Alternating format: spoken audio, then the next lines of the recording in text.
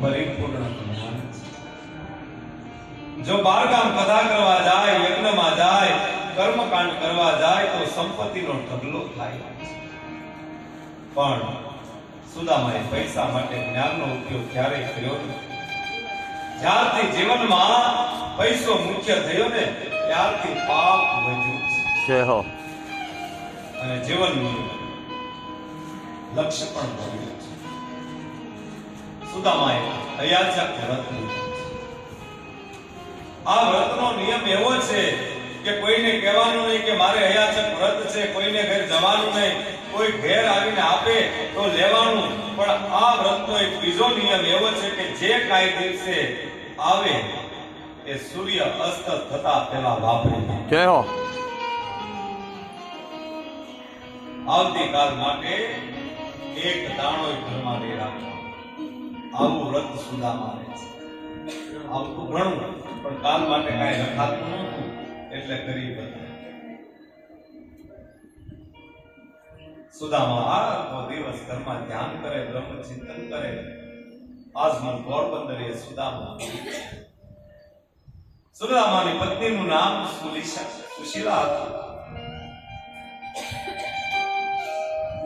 અને સુશીલાના નામ પ્રમાણે ગુણ કે મહાન પતિવ્રતા, પતિને પરમાત્મા માને. જો સ્ત્રીની સાચી પરીક્ષા સંપત્તિમાં નહીં પણ વિપત્તિમાં થાય છે. સ્ત્રીની સાચી પરીક્ષા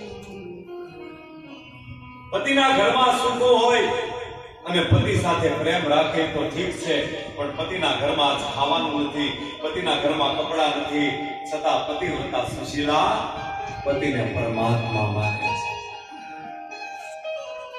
દુઃખ સહન કરે છે. સુશીલા પાસે માત્ર એક વસ્ત્ર છે જે નાઈને પોતાના શરીર ઉપર સૂકવે છે.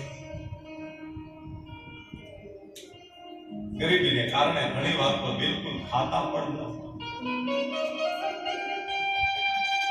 ઉપવાસ કરે છતાં સુશીલાએ કોઈ દિવસ સુદામાને ફરિયાદ નથી કરી